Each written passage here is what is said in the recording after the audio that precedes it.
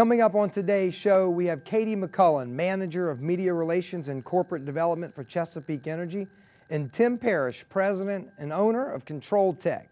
They're here discussing how to save us money at the pump and improve the environment at the same time. You don't want to miss this. Welcome to The Zone.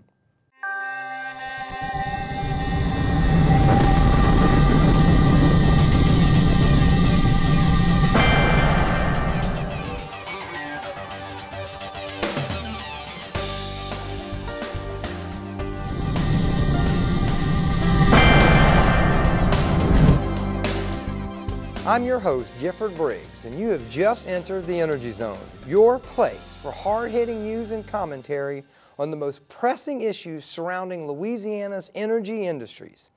Today, our guests will be discussing the use of natural gas as a transportation fuel, better known as CNG. We have Katie McCullen of Chesapeake Energy from Shreveport, Louisiana, and Tim Parrish with Control Tech out of New Iberia. Let's start with the week's top energy stories. Governor Bobby Jindal declared a state of emergency in Assumption Parish last Friday after a massive sinkhole formed in the Bayou Corn area of South Louisiana. Engineers, geologists, and other scientists are meeting in Baton Rouge to discuss the possible causes of the event, which has forced the evacuation of 150 homes in the area and built a large natural gas pipeline. Fortunately, the sinkhole does not appear to be increasing in size, and all companies operating in the area, including Texas Brine, operator of a brine storage cavern located below the sinkhole, are fully cooperating with authorities to ensure the safety of the citizens in the area. In other top news, natural gas prices tumbled 4.6% last week, marking their biggest percentage drop in years. While prices have been on a slow and steady climb, the recent supply numbers quickly reversed those gains, with the Energy Information Administration reporting that natural gas stocks are 17.2% above the 5-year average. While the significant decrease in natural gas prices is good news for consumers, it is less desirable for operators here in Louisiana, such as those working in the Haynesville Shale. Meanwhile, drivers across the country are feeling more pain at the pump this month, with gasoline prices reaching over $4 a gallon in some areas. According to AAA, the current national average for gasoline is $3.53. A recent AAA survey found that motorists are divided on who's to blame for rising gas prices. While 43% of survey respondents said they blame oil companies, 22% said they blame the president, and 29% said they believe rising fuel costs are due to the fact that there's not enough drilling in the U.S. Other contributing factors cited were problems in the Middle East, oil cartels, and the commodities. Regardless of the cause of the increase, AAA forecasts expect gas price to drop this fall, so drivers can look forward to some relief soon. Please visit us on Facebook and Twitter for links for more information about this week's top news stories. Now here is Ben Broussard with this week's drilling report. Hello everyone. We start off by taking a look at drilling activity in North Louisiana, where we currently have 25 active rigs. This number remains unchanged from last week, however is down from this point last year. In the Tuscaloosa Marine Shale, which extends through the central portion of Louisiana, we currently have a total of 3 active rigs, one in Avoyelles and the other 2 in St. Helena and Tangipahoa parishes. Now, South Louisiana has a total of 28 rigs running, and that includes the 3 rigs from the Tuscaloosa Marine Shale. In the coastal waters of Louisiana, picked up a new rig in Plaquemine Parish this week, which brings it to a total count of 19 active rigs. Finally, the Gulf of Mexico dropped 2 rigs from last week and currently stands at 46 rigs running. Altogether, Louisiana has a total of 118 active rigs, down 57 from the 175 active rigs at this point back in 2011. Now, in terms of new business on the horizon, 20 drilling permits were issued last week in the 10 Louisiana parishes shown here, one being an offshore permit for Chevron in Bay Marchand Block 2. Now, if you'd like more information on drilling activity in your area or in the state of Louisiana, you can find this information online at the Office of Conservation's website at sonris.com. That does it for the drilling report. Gifford? Thank you, Ben. First, let me start off by welcoming Katie. Welcome to the Energy Zone. Thank you for having me. Well, we're certainly glad that you could make it all the way down from Shreveport here today. Oh, my pleasure. Glad to be here. You know, we've been hearing a lot of talk about natural gas, and certainly in Louisiana, that's in large part due to the Haynesville Shale, which is, since 2008 has really taken Louisiana's oil and gas industry by storm. Can you tell us a little about what the Haynesville is and where it fits into the overall scheme of natural gas development? The Haynesville Shale is a natural gas shale play in northwest Louisiana and East Texas. And as of right now, it's the largest natural gas shale play in the country. As a native of northwest Louisiana, it's been so exciting to see the impact that the shale has had on the area, from increased tax revenue to increased wages, increased employment, and then statewide to see that it's been such a buffer for this area as opposed to the economic downturn that other parts of the country have seen. Yeah, I think if I remember correctly, Lauren Scott did an economic impact analysis that just listed billions upon billions of dollars in tax revenue and salaries and payroll and economic benefit to the state. It really is amazing, and I think living in the shale play, for every truck that I see, there's a person behind that wheel, and that person's bringing home a paycheck, and that paycheck is going to buy school supplies, eat in restaurants, go to the movies, and investing additional dollars into those municipal coffers. And so it's been wonderful to see these communities be such stewards of these funds and be able to improve the areas. Sounds like we're talking about jobs right now. I mean, it sounds like you're talking about a lot of activity, a lot of people employed directly because of the oil and gas industry, something that we desperately need, not only in Louisiana, but throughout the country. And you know, not just in the Haynesville Shale, but Louisiana is an energy state. So there are people on rigs or working in the energy industry throughout the state and throughout the country. The Haynesville Shale is just one of many shale developments that's been discovered throughout the country, and that's what's attributable to this abundant supply of natural gas that we have. Well, that is certainly good news. Now, I know that there's been a little bit of concern from some of the people operating in Louisiana and particularly the citizens in North Louisiana. You know, we're seeing the declining rig count from years ago. And I know that there's people talking or concerned that our companies aren't committed to the Haynesville Shale and that they're ready to go on and move to the next project. But from what I'm hearing, that's not really what's going on. Chesapeake is committed to the Haynesville Shale just as much as it was when we first started developing it and announced its discovery in 2007. We currently have 360 employees in Louisiana and more than 1,000 wells that need to continue to be maintained and worked. We're continuing to drill new wells. And it's because Chesapeake as a company believes so strongly in natural gas and what it can mean for this country. Something we hear all the time, and we've kind of alluded to it with the abundant supply, is that there's just too much natural gas in the United States, that we are the Saudi Arabia of natural gas. Yet at the same time, we are sending billions upon billions of dollars overseas to foreign hostile countries to purchase energy. And that doesn't seem to make any sense. Is there any solution to this insanity that's going on? Well, we currently spend $1 million a minute importing oil from foreign countries when we have more than 100-year supply of natural gas right here under our feet. And as I said earlier, it's providing economic stimulus to the areas where the shale is being developed, but also providing additional jobs. And in the state of Louisiana, we've seen a unique use of natural gas as a feedstock in the transportation, manufacturing, power generation sectors who have really grown because of using the fuel. It just doesn't make sense to continue importing foreign oil from countries, as you said, that may not like us very much. We have a fuel here that can answer a lot of our environmental, energy, and economic issues. Well, I think that's a great place for us to hold off until we come back in just a moment. We really want to focus on using natural gas as a transportation fuel and what impact that can have on the environment and our economy. All right.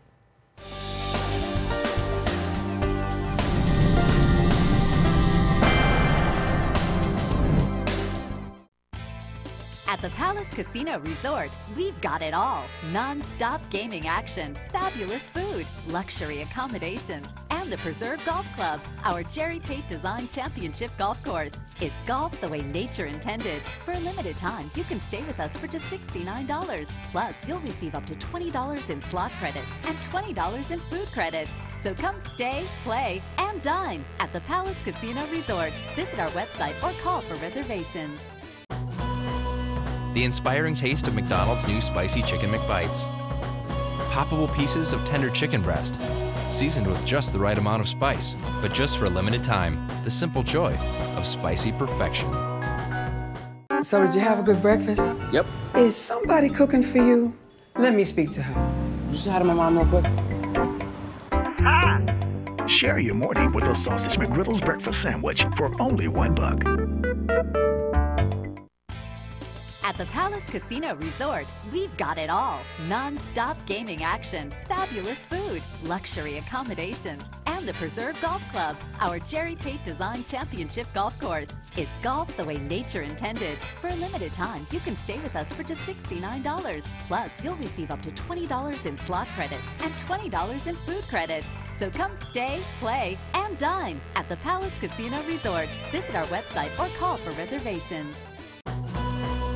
The inspiring taste of McDonald's new Spicy Chicken McBites. Poppable pieces of tender chicken breast, seasoned with just the right amount of spice, but just for a limited time. The simple joy of spicy perfection. Hey, it's me again. Since I became part of that McCafe frozen strawberry lemonade at McDonald's, people call me Citrus Limon. Out of respect. Women pucker up when they see me. You gotta get some of that icy lemon swirl before it's gone.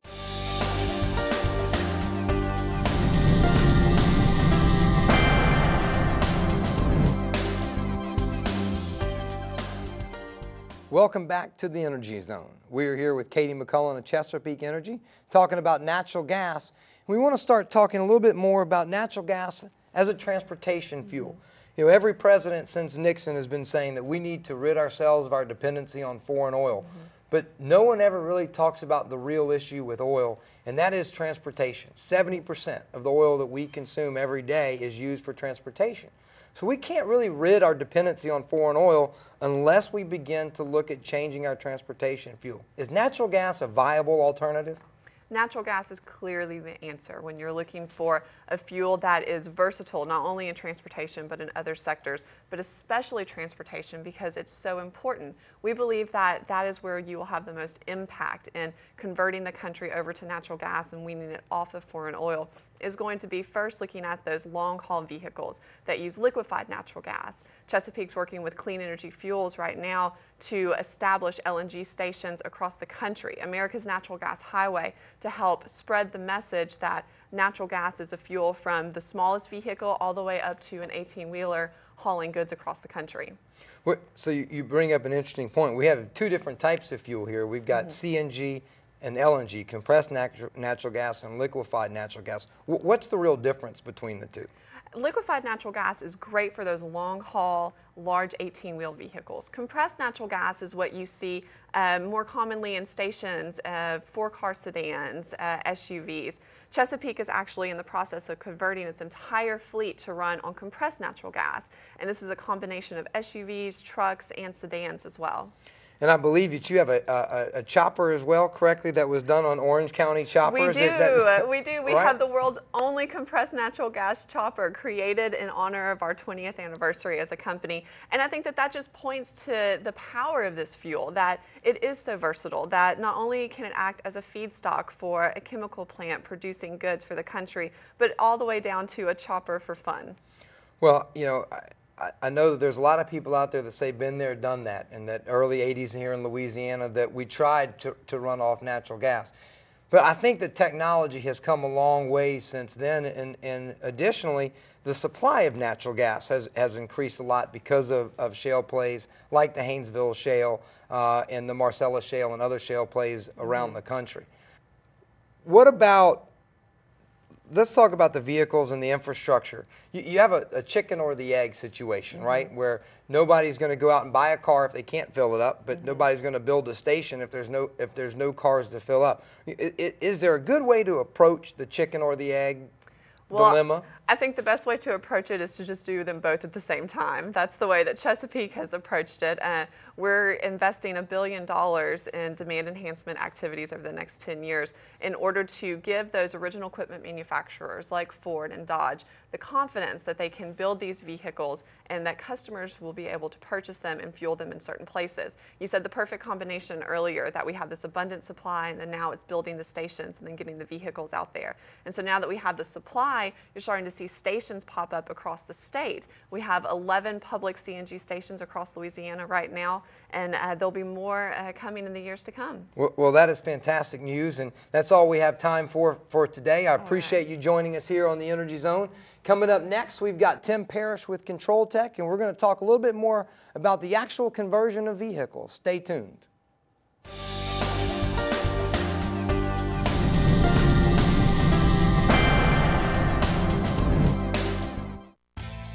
At the Palace Casino Resort, we've got it all.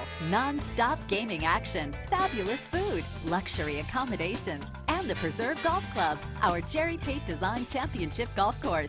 It's golf the way nature intended. For a limited time, you can stay with us for just $69. Plus, you'll receive up to $20 in slot credits and $20 in food credits. So come stay, play, and dine at the Palace Casino Resort. Visit our website or call for reservations. The inspiring taste of McDonald's new Spicy Chicken McBites. Poppable pieces of tender chicken breast, seasoned with just the right amount of spice, but just for a limited time. The simple joy of spicy perfection.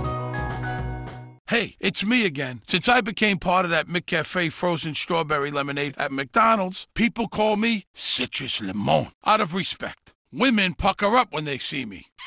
You gotta get some of that icy lemon swirl before it's gone. At the Palace Casino Resort, we've got it all. Non-stop gaming action, fabulous food, luxury accommodations, and the Preserve Golf Club, our Jerry Pate Design Championship golf course.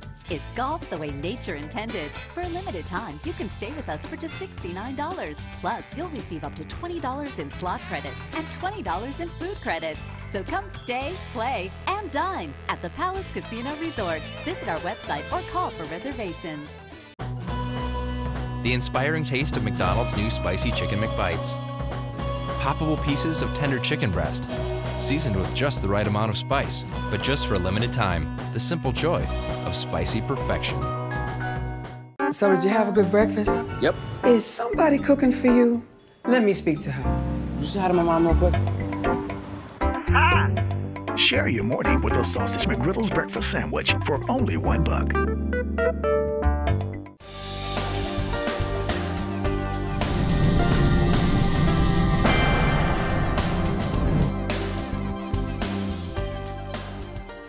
Hi, welcome back. We're here with Tim Parrish. Tim, we've been talking about natural gas and the increase in supply that the oil and gas industry has brought to the United States, and particularly because of developments in the Haynesville Shale, and really the use of natural gas as a transportation fuel. And anytime that we're out talking about natural gas, putting it in our cars, the first question that everybody asks is it safe? So, is it safe? Yes, it's absolutely safe. I would say that it's probably 10 times safer than a gasoline vehicle. As far as the tank, the actual tank, it's been tested thoroughly through a stringent process in order to get the certifications that it has, the NGV2 and DOT tank certifications. These tanks go through quite a process in order to get tested and ready for the market. And these tanks are carbon fiber wrapped as opposed to the gasoline tanks, which is basically an aluminum pan stuck on the bottom of the car. Right. So. Well, the other issue that everybody has, and we kind of touched a little bit on it previously, but what happens when I'm going out of town? And that's great that we've got natural gas fueling stations all over Louisiana. But when I want to drive up to Alabama or over to Houston or someplace, and what happens when I run out of gas? Because they don't have natural gas fueling stations everywhere. Well, we have what is called a bi-fuel CNG system that we install on vehicles, and this allows you to operate on natural gas or gasoline, and this gives you a radius, about 700 to 800 miles as far as the distance you can travel. So I got a button or a switch, and I can switch back and forth between gasoline or natural gas? Right. We install a fuel gauge and a on-off switch on the dashboard of the vehicle, and you can manually turn it on and off, or you can allow it to work automatically. Well, that certainly should take care of a lot of those concerns for people. You know, what happens when I'm going to, you know, traveling out of town or running out, if I'm going to run out of gas. So what's the process? I mean, what are we looking at here to convert a vehicle? I mean, do you know, first thing I need to do I pick up the phone and call you, or you know, what's all entailed in converting a vehicle? Right, you're right about the first thing you need to do is to call me. But yeah, first thing, we have to check the vehicle to make sure it has a certified kit for that vehicle. Once we do this, once we can verify the vehicle matches up with a certified kit, then we can order the kit, order the tanks, everything that's required for the installation. And we install the tank, the high pressure side. This includes valves, safety valves, filters, you know, stainless steel tubing, and that we run for fuel lines up to the engine side. And then on the engine side, this is considered our low pressure side. We have CNG injectors, our own fuel rails, and an electronic control module that has all the EPA certified parameters for how the vehicle is supposed to run. Well, now that we kind of have an idea of the equipment, the most important question that everybody's going to ask that's viewing at home right now is, does this make economic sense? How much is it going to cost? And we've got a little sample conversion up on the screen right now of what the cost will be and what the payback is. But could you just walk us through that and kind of explain what these numbers mean?